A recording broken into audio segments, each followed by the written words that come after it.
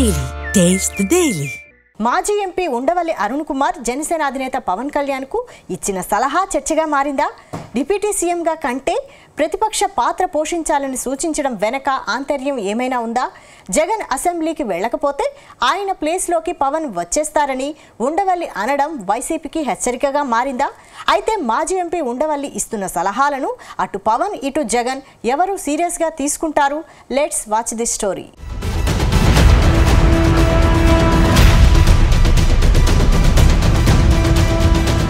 సాధారణంగా రాజకీయ పార్టీలకు కోట్లాది రూపాయలు వెచ్చించి సలహాదారులను ఏర్పాటు చేసుకుంటారు. కానీ జనసేన అధినేత పవన్ కళ్యాణ్కు రాజమండ్రి మాజీ ఎంపీ, ఏపీ రాజకీయాల్లో మేధావిగా గుర్తింపు ఉన్న ఉండవల్లి అరుణ్ కుమార్ అడగకుండానే సలహాలిస్తున్నారు. చాలా కాలం తర్వాత ఇటీవల మీడియా ముందుకు వచ్చిన ఆయన కూటమి ప్రభుత్వ పనితీరుపై స్పందించారు. 16 నెలల కూటమి పాలన బాగోలేదు అని అర్థం వచ్చేలా పరోక్షంగా వ్యాఖ్యానించారు. చంద్రబాబు ఎప్పుడు ముఖ్యమంత్రి అయినా పెట్టుబడులు ఆకర్షించడం, విపత్తుల్లో పనిచేయడం వంటి ఈవెంట్స్కే ఎక్కువ ప్రాధాన్యత ఇస్తారని, అయితే ప్రభుత్వం ఉన్నది పేద వర్గాలను ఆదుకుని వారిని ఆర్థికంగా పైకి తీసుకొచ్చేందుకే అనేది ఉండవల్లి వాదన. ఈ నేపథ్యంలో కూటమి ప్రభుత్వం వెళ్తున్న విధానాన్ని మార్పు చేసేందుకు పవన్ కళ్యాణ్ ప్రతిపక్ష పాత్ర పోషిస్తేనే రాష్ట్రానికి మంచి జరుగుతుందని ఉండవల్లి కీలక వ్యాఖ్యలు చేశారు.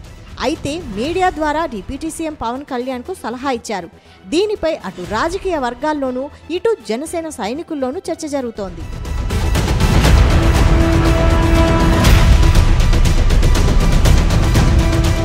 ఇక డిప్యూటీ సీఎం పవన్ కళ్యాణ్ ప్రతిపక్ష పాత్ర పోషించడం అంటే కూటమి నుంచి బయటకు రావడం కాదని ఉండవల్లి క్లారిటీ ఇస్తున్నారు. డిప్యూటీ సీఎం బాధ్యతలు చేపట్టిన సమయంలో పవన్ కళ్యాణ్ ఒక మాట చెప్పారని, అందరూ మర్చిపోయినా తనకు గుర్తుందని ఉండవల్లి అన్నారు. ప్రతిపక్ష పాత్ర కూడా పోషిస్తానని గతంలో పవన్ కళ్యాణ్ చెప్పిన మాటలనే మళ్లీ ఉండవల్లి తెరపైకి తెచ్చారు. ఒక పక్క ఆంధ్రప్రదేశ్లో మరో 3 సార్లు కూటమి ప్రభుత్వమే అధికారంలోకి రావాలని పవన్ కళ్యాణ్ పదే పదే చెబుతున్నారు. అయితే ఉండవల్లి మాత్రం తనకు పవన్ కళ్యాణ్ ప్రతిపక్ష పాత్ర పోషిస్తేనే ఇష్టమని అంటున్నారు.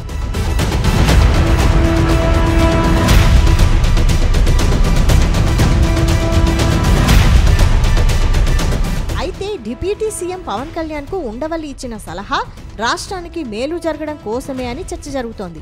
ఇటీవల రాజధాని అమరావతి కోసం మరో 30,000 ఎకరాలు భూసేకరణకు పవన్ కళ్యాణ్ చెక్ పెట్టిన విషయాన్ని ఉదాహరణగా చెబుతున్నారు.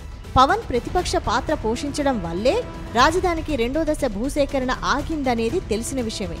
అయితే రానున్న రోజుల్లో పవన్ కళ్యాణ్ మరిన్ని అంశాల్లో ప్రతిపక్ష పాత్ర పోషిస్తారనేది తన అంచనా అంటున్నారు ఉండవల్లి.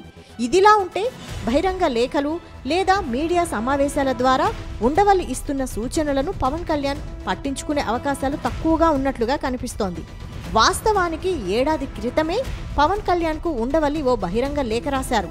కేంద్రం నుంచి రావాల్సిన విభజన హామీల రూపంలో ఇంకా 1,000 కోట్ల రూపాయలు ఆంధ్రప్రదేశ్కు రావాల్సి ఉందని, పవన్ కళ్యాణ్ ఒక్కరి వల్లే అది సాధించే అవకాశం ఉందని లేఖలో పేర్కొన్నారు. అయితే ఇప్పటి వరకు తనకు ఆ లేఖ విషయమై పవన్ కళ్యాణ్ నుంచి ఎలాంటి సమాధానం రాలేదని ఉండవల్లి స్వయంగా చెప్పారు. దీంతో ఉండవల్లి పవన్ మధ్య ప్రస్తుతం రాజకీయంగా ఎలాంటి సంబంధాలు లేవని అర్థమవుతుంది.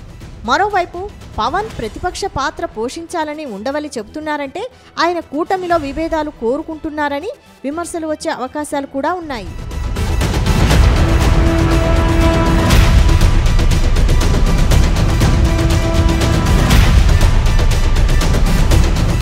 మరోవైపు వైసీపీ అధినేత జగన్కి కూడా ఉండవల్లి పరోక్షంగా క్లాస్ పీకారు. అసెంబ్లీకి వెళ్లకపోవడం ఏంటని విమర్శించారు. జగన్ అసెంబ్లీకి వెళ్లకపోతే అక్కడ ప్రతిపక్ష స్థానంలోకి పవన్ వచ్చి కూర్చుంటారని హెచ్చరించారు. వాస్తవానికి ఉండవల్లి గత 12 ఏళ్లుగా రాజకీయాలకు దూరంగా ఉంటున్నారు. అయితే ఆయన ఎప్పటికీ జగన్ మేలు కోరుకునే శ్రేయోభిలాషి అని ఎక్కువగా వినిపించే మాట. ఇటీవల మిథున్ రెడ్డి రాజమండ్రి సెంట్రల్ జైల్లో ఉన్న సమయంలో ములాఖత్కి వచ్చిన పలువురు వైసీపీ సీనియర్ నేతలు ఉండవల్లిని కూడా కలిసి వెళ్లేవారు. ప్రస్తుతం ప్రతిపక్షంలో ఉన్న జగన్కు తన వంతుగా మేలు చేద్దామని ఉండవల్లి ఏదైనా వ్యూహం అమలు చేస్తున్నారా? కూటమి ప్రభుత్వాన్ని ఇరుకున పెట్టేందుకు రానున్న రోజుల్లో అస్త్రాలు సిద్ధం చేస్తారా? అడగకుండానే ఉండవల్లి ఇస్తున్న సలహాలను అటు పవన్ ఇటు జగన్ సీరియస్గా తీసుకుని అమలు చేస్తారా? మొత్తంగా ఈ విషయంలో ఏం జరుగుతుందో తెలియాలంటే మాత్రం కొద్ది రోజులు ఆగాల్సిందే.